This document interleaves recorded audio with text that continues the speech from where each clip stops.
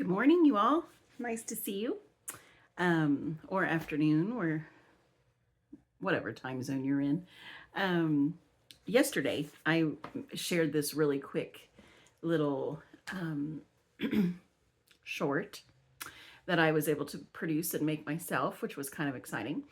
And in it, I had said that I had been listening to Ann Wilson's one of her newest songs, God Story. And I encouraged you to think about your life as God's story. Your whole life is a God story. It's really amazing when you think about that. And I want to bring that up because, um, I have shared before that one of my strengths, I guess, in my personhood, my character, is that I have a really good episodic memory. And that's why, like, when I was back in school, if I could, it was important for me to write my notes. And as I grew older, I would do them a lot with pictures as well. So I would do pictorial notes, and I would make little bubbles. So, like, picture a sheet of paper, and I would have all these sections, and some with a picture, might have just one tiny little picture, but anything that could trigger in my mind. And then when I would go take a test or whatever, I could recall exactly where that answer was on my notes based on the picture of my paper, my notes. So anyway, I just tell you that little piece. So that's kind of a unique trait, I suppose. I'm sure there's plenty of people out there with that, but I know that plenty of people do not have that because so many people from my life, people that I grew up with, sometimes I'll be like, "Oh my gosh, do you remember da da da da?" And they're like, "No, I don't." And then I'll go on to explain, "Oh, it was when we were at, Uncle Glenn's house, and it was back by that pond, and blah blah blah." And so then when I can describe it all, it helps bring that back to memory for that person. And a lot of times, since Facebook came to be, there'll be friends from high school that'll text me and say, "Do I know so and so?" And I'm like, "Yeah, he was in our third period government class, and he always wore a blue shirt. He sat in the left side of the room facing the front, about third seat from the back," or something to that effect. So, anyway, that being said, I've also shared, if you have seen all of the episodes that I've put on, all the videos, but when I started my walk with Jesus, it was from when I was at Camp Lebanon. And that's in Lebanon, Ohio. And it really, what made the camp fun was, first of all, the first year I went, it was exciting. And it was, I'd never been to camp before. And you see in movies things about camp, summer camp. And so we went, and it was really hot in Ohio in the summer. And for whatever reason, that church denomination didn't think people should wear shorts in the summer. So it really was probably not the most popular camp to go to because it was hot in the middle of summer in July in Ohio, and you couldn't wear shorts. Plus, we didn't have a pool. There was some pond that was kind of gross, and it always had like thick, filmy algae on top, and we never swam in that. And anyway, it didn't have zip lining. It didn't have all those things. However, the experience there was still miraculous. That is when they had this big open, well, it was like a covered, I don't know what you want to call it, a covered, I can't think of the name, but tabernacle. Yeah, like a tabernacle. And it had open sides though. And so we would meet there for service at night. And during that one of the services, that's when I gave my life to the Lord. And I remember one of the singers was Woody Crossweight. He played his guitar and led us in song a lot. There was an elderly man there, and his name was Chester. And of course, at the time when you're in third grade, you think everybody's old. But I think that man probably was really old. I remember him being like really wrinkly, and anyway, he would just walk around and talk to the campers. And also there was this woman, and she was so noteworthy because she was larger in size, and she was a pretty black lady. And she got up and told this poem, and she told it from memory. And it was about this train.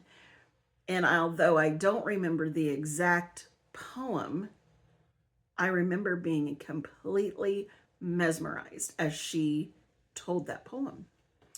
And so anyway, all these memories. I had our camp counselor, her name was Pammy Worley.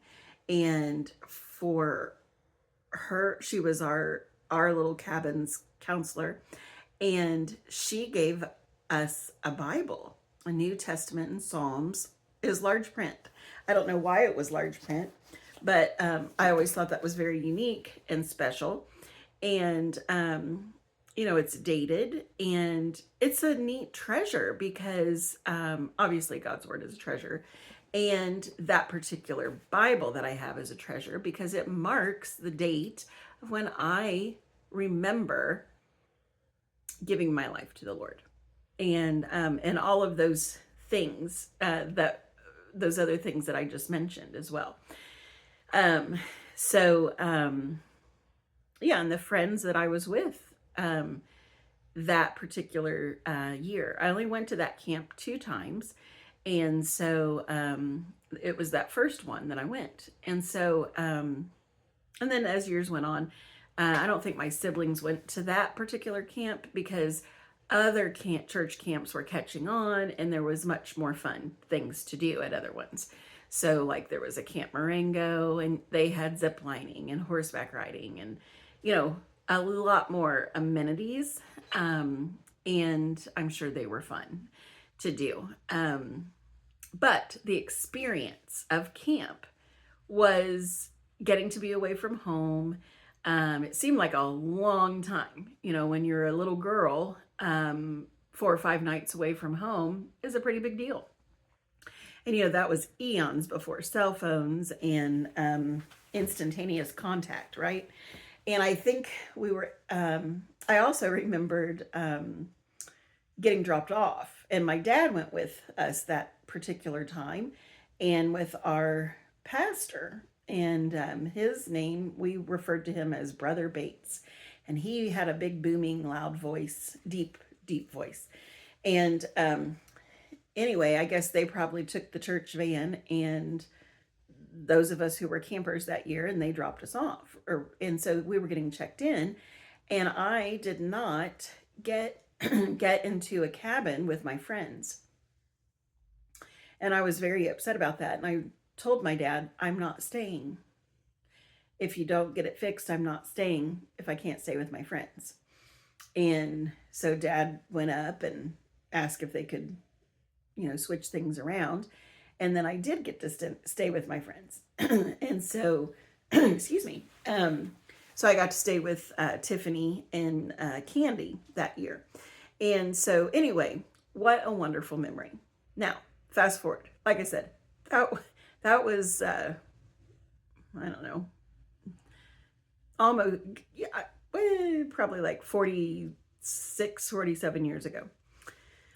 I'm not doing the exact math, but a long time ago, right? Decades.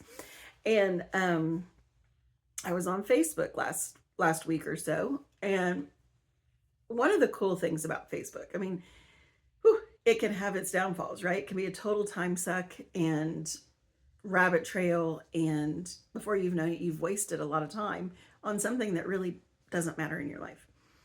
However, it is fun. I always like to make connections, and I think it's so interesting to be like, wow, they know each other. You know, if I see a friend of mine and another friend of mine, and you don't know that they're also connected, you know, I do love that piece. Well, for whatever reason, it came up in one of my friends. There was I always remembered the lady that told the train poem. I remember her first name was Denise. I don't remember her last name. And I see this, I think it came up in Friends You May Know, this Denise. So I click on it. Well, sure enough, she is Facebook friends with two of my Facebook friends that would have been in that circle of life, right? The First Church of God circle of life. And so I was like, I wonder if that's that lady, because it looked like it could have been.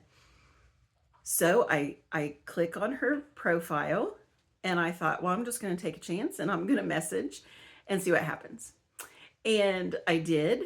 And I said, I know this might sound crazy, but are you the person? Are you someone who told a train poem at Camp Lebanon back in the 70s? I don't know if that's you. There was an elderly man named Chester there that summer. There was a man who played his guitar or something to that effect, saying Woody Crossweight. And she was like, yes, I am. She responded.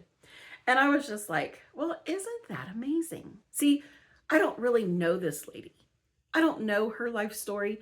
I haven't thought, I don't know her, but I never forgot that poem. And it was so impactful. And I thanked her in the message. I said, well, thank you for giving your time and talents that summer to camp. And it was that summer that I started walking with Jesus. And thank you. I loved that. I would love a copy of that poem, or do you still remember that poem? And anyway, so she said she did still remember it. She was headed to work, and that she would, you know, get it to me. So I might have to remind her, but isn't that so cool? I mean, I just think to me, that's a full circle moment. And I don't know, maybe I hope it was impactful to her to know that somebody now in their walk of life was impacted by her time and talents that was given at church camp with that poem all those years ago. So anyway, that's just one small story. But friends, that's what's exciting about, let me put it this way. It's one of the things that excites me most about life is connecting with God's people and seeing the connection, how he divinely connected us. Yeah. So think about that in your own life. Who have you impacted, and who has impacted you in different stories of your life? Growing up in church, you know, they always say, well, what's your testimony? Well, I think we need to broaden that term, because what's your current testimony? What's God done in your life recently? We also have our beginning testimony. When do we remember starting our journey with Jesus? But surely to goodness, over all your life, if you've been walking with him a long time, you have multiple testimonies, multiple stories. So anyway, that's what I wanted to share with you today. That's my gift for you today.